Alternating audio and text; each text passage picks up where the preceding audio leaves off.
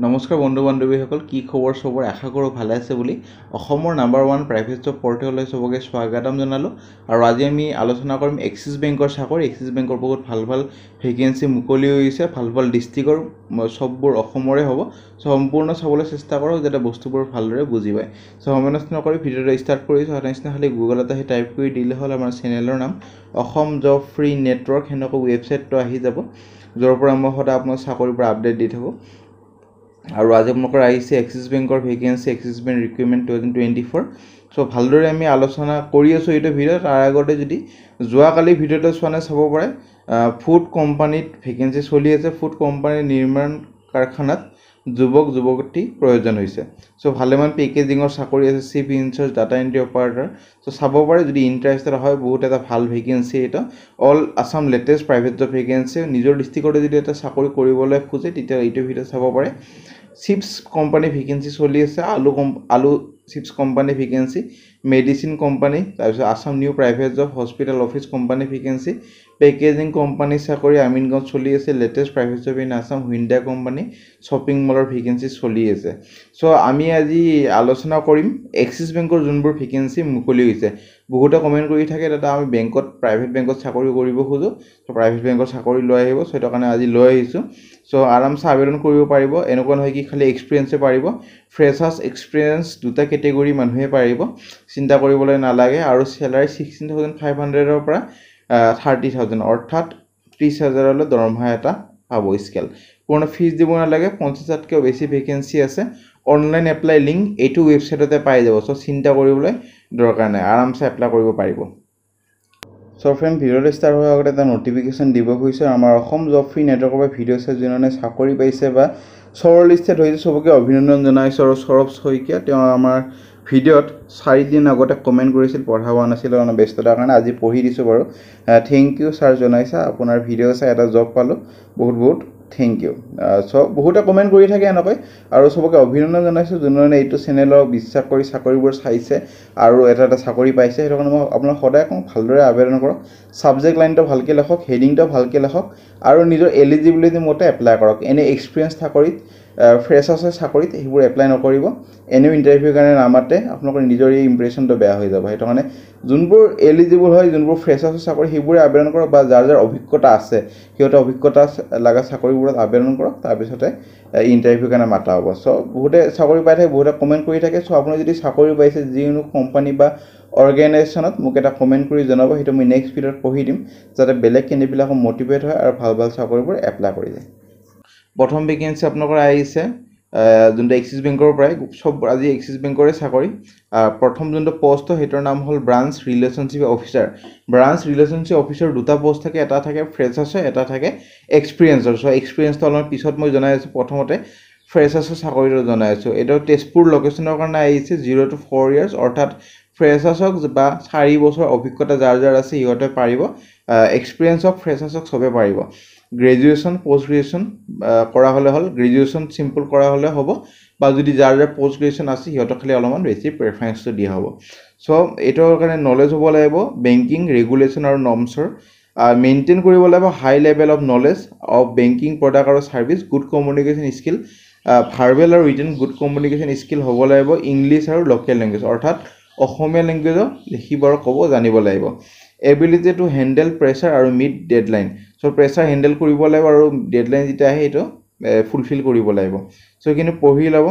পঢ়ি লৈ তলত কিছুমান কি ৰেছপনচিবিলিটিজ আছে, যেনেকুৱা অফাৰিং চলিউশ্যন অফাৰ কৰিব লাগিব, এচিভ কৰিব লাগিব business budget as assign by the organisation monthly basis, generate কৰিব লাগিব ৰেফাৰেল আৰু lead of new customer for sale of bank product, promote কৰিব লাগিব bank product by taking part in marketing activity. So' এনেকুৱা ধৰণৰ কিছুমান আপোনালোকৰ বস্তু আছে, সেইখিনি পঢ়ি ল'ব। এইবোৰ ইণ্টাৰভিউত সুধিব পাৰে, সেইটো কাৰণে ইম্পৰ্টেণ্ট বস্তু এইবোৰ। আৰু কেনেদৰে আবেদন কৰিব, লিংকবোৰ মই দিয়ে দিছোঁ, এপ্লাই আমাৰ ৱেবছাইটত পাই যাব। এপ্লাই লিংকত ক্লিক কৰিলে হ'ল, ক্লিক হেয়াৰ যোনটো লিংক এটা থাকে সেইটো আমি ডাইৰেক্ট এক্সিছ বেংকৰ ৱেবছাইটত আহি পাই যাম। ইয়াতে কোনো ফিজ দিব দৰকাৰ নাই, এইটো অফিচিয়েল যোনটো এক্সিছ বেংকৰ ৱেবছাইট, তাতে আমি আহি যাম। ব্ৰাঞ্চ ৰিলেশ্যনশ্বিপ অফিচাৰ, ইয়াতে পঢ়ি ল'ব ব্ৰাঞ্চ ৰিলেশ্যনশ্বিপ অফিচাৰৰ বিষয়ে গোটেইবোৰ লেখাই আছে, বস্তুবোৰ পঢ়ি ল'ব। এইবোৰ ইণ্টাৰভিউত নিশ্চয় আপোনাক সুধিব কেনেধৰণে কি কাম হ'ব, সেইটো কাৰণে এইবোৰ পঢ়াটো বাধ্যতামূলক এনেধৰণে পঢ়ি ল'ব সো এপ্লাই নাওত ক্লিক কৰিলে এখন ফৰ্ম আহি যাব এই ফৰ্মখন ফিল আপ কৰি দিব ফৰ্মখন ফিল আপ কৰাৰ পিছত ইণ্টাৰভিউ হ'ব আৰু ইণ্টাৰভিউ আপোনালোকৰ মিনিমাম 30 ডেজৰ পৰা আৰু মেক্সিমাম আপোনালোকৰ 90 ডেজৰ ভিতৰত হ'ব সো অলপমান টাইম লয় এইবোৰ চাকৰিত অলপমান প্ৰচিডিউৰটো লম্বা যিহেতু সো আবেদন কৰক 30 ডেজৰ পিছতে মাতিব ইণ্টাৰভিউলৈ যদি শৰ্টলিষ্টেড কৰা হয় সবকে নামাতে যাক শৰ্টলিষ্টেড কৰা হয় 30 ডেজৰ পিছতে মাতিব সেইটো অলপমান ধৈৰ্য ধৰিব নেভিগেন্সি অফ ব্ৰাঞ্চ ৰিলেশ্যনশ্বিপ অফিচাৰ আগৰটো আছিল ফ্ৰেছাৰ্ছৰ এইটো হয় আপোনালোকৰ এক্সপিৰিয়েঞ্চৰ ভাল ভাল লোকেশ্যনৰ আহিছে যেনেকুৱা ডিব্ৰুগড় তামুলপুৰ মানকাছাৰ গুৱাহাটী শিলচৰ যোৰহাট আৰু দিছপুৰৰ ভেকেন্সি এইটোৰ কাৰণে একে কোৱালিফিকেশ্যন গ্ৰেজুৱেশ্যন বা পোষ্ট গ্ৰেজুৱেশ্যন কৰা হ'লে হ'ল ৰিকগনাইজ ইনষ্টিটিউটৰ পৰা গ্ৰেজুৱেশ্যন মিনিমাম কৰা হ'লে হ'ল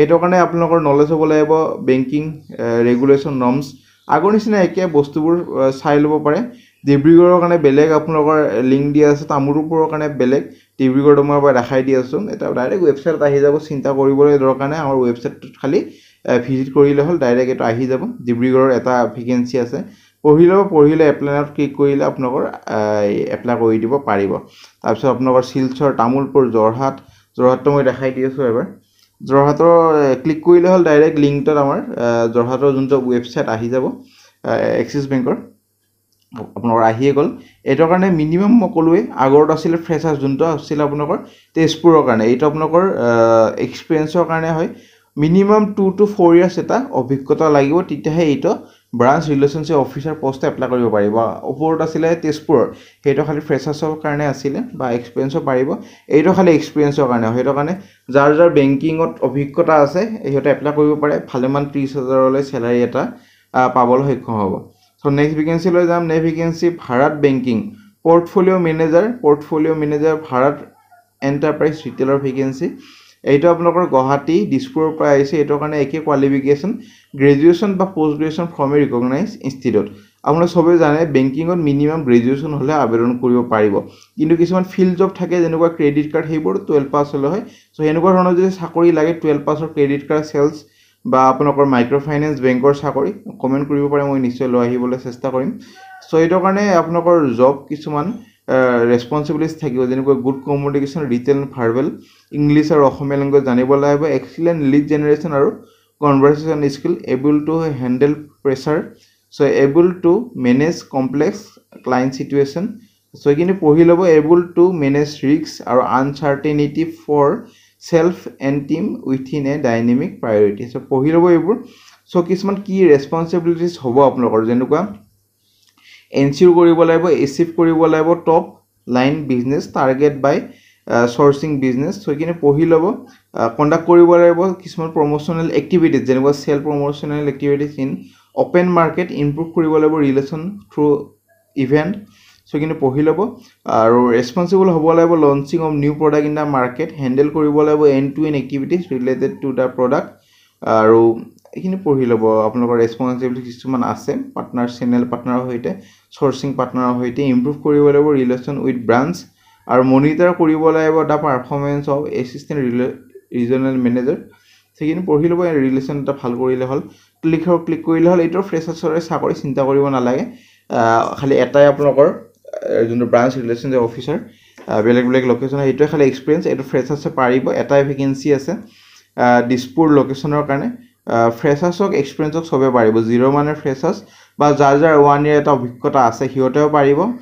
সো ফ্ৰেছাৰ্ছক এক্সপিৰিয়েঞ্চক সবে পাৰিব দিছপুৰ লোকেশ্যনৰ কাৰণে আহিছে সো এটা এপ্লাই নাও ক্লিক কৰিলে হ'ল এপ্লাই নাও ক্লিক কৰিলে এখন ফৰ্ম ওপেন হৈ যাব এই ফৰ্মখন ফিল আপ কৰিব আপোনালোকৰ নিজৰ CV বা ৰিজিউমিখন আপলোড কৰি দিব তাৰ পিছত ইন্টাৰভিউ কাৰণে যদি মাতে যাব লাগিব সো ফ্ৰেণ্ড আজিলৈ মানে যদি ভিডিওটো চাই ভাল লাগিল ভিডিওটো লাইক কৰি দিও আপোনালোকৰ ফ্ৰেণ্ডৰ সৈতে বন্ধু বান্ধৱীৰ ভিডিওটো শ্বেয়াৰ কৰি দিব যাতে সিহঁতৰ এটা হেল্প হৈছে আৰু আগলৈ কি বেংকৰ চাকৰি বিচাৰে বন্ধন বেংক পিছত আপোনালোকৰ HDFC বেংক তাৰপিছত যিকোনো মাইক্ৰ' ফাইনেন্স বেংক মোক এটা কমেণ্ট কৰি জনাব সেইটো মই ব্ৰাঞ্চৰ লগত কথা কৈ আনিবলৈ চেষ্টা কৰিম নেক্সট এটা ভিডিঅ'ত সো মোক কমেণ্ট কৰি জনাব কি বেংকৰ ভেকেন্সি বিচাৰি আছে আপোনালোকে সো আজিলৈ মানে আৰু কিবা যদি সুধিব আছে কমেণ্ট সেকশ্যনত সুধিব পাৰে মোক ইনষ্টাগ্ৰামত পাৰ্চনেলি সুধিব পাৰে সো আৰু আমাৰ WhatsApp group Telegram group Facebook group যদি জইন কৰে কৰিব পাৰে ভাল আপডেটবোৰ পাই থাকিব আজিলৈ মানে